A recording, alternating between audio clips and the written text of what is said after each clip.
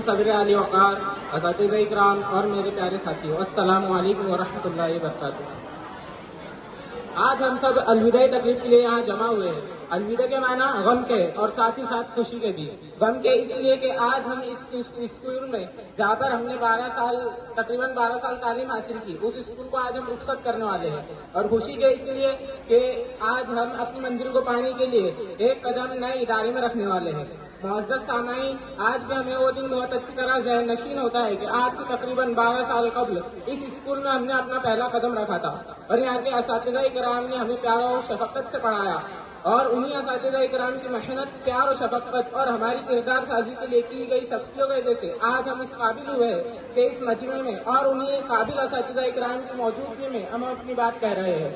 معزز سامعین، کہا جاتا ہے کہ اسکول کا زمانہ بہترین زمانہ ہوتا ہے، اور یقیناً اس کا احساس بھی ہمیں اس اسکول کے آخری دن ہی ہوتا ہے کہ جس اسکول میں ہم نے تقریباً 12 سال تعلیم حاصل کی، اور جن در و دیوار میں بیٹھ کر ہمارا دن بھر کا اکثر وقت گزر جایا کرتا تھا، شاید ہی ہم سالوں میں ہم یہ در و دیوار کو دوبارہ دیکھیں۔ آج ہم نے زندگی بھر کے لیے جتنے خواب دیکھے ہوتے ہیں، دل ایسا کرتا ہے کہ آج وقت ہی رک جائے۔ اس موقع کی مناسبت سے میں کسی شاعر کے کچھ شعر پیش کرنا چاہوں گا کہ بڑے اتاؤ لیتے ہم یہاں سے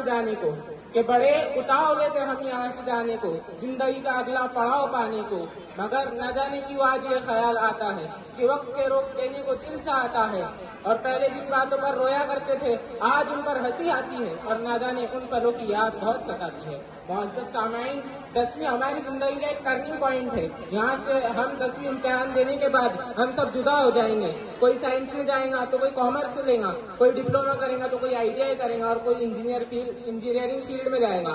میں دعا کرتا ہوں کہ ہماری یہ 10ویں جماعت کامیابی کی منزلیں طے کریں گی اور ہمارے اس ادارے کا نام روشن کریں گی۔ اور میں بس جاتے ہوئے اپنے ساتھی کو یہی پیغام دینا چاہوں گا کہ آپ جہاں بھی رہے ترقی حاصل کریں، اپنی قوم و ملت کی فلاح و بہبود کے لیے کام کیجیے، اور اپنے اساتذہ اکرام کا ہمیشہ ادب کیجیے۔ اور بس آخر میں کچھ اشعار میں میرے دوستوں کے لیے پڑھنا چاہوں گا کہ بس ایک بات کا ڈر رہتا ہے دوستو، کہیں ہم اجنبی نہ بن جائے دوستو، کہیں ایسا نہ ہو کہ زندگی کے رنگوں میں دوستی کا رنگ پھیکا پڑ جائے، کہیں ایسا نہ ہو کہ دوسرے رشتوں کی بھیڑ میں دوستی دم توڑ جائے۔ زندگی میں ملنے کی فریاد کرتے رہنا، اور اگر نہ ملے تو کم سے کم یاد کرتے رہنا۔ آپ سبھی کی سماعتوں کا شکریہ۔ السلام علیکم۔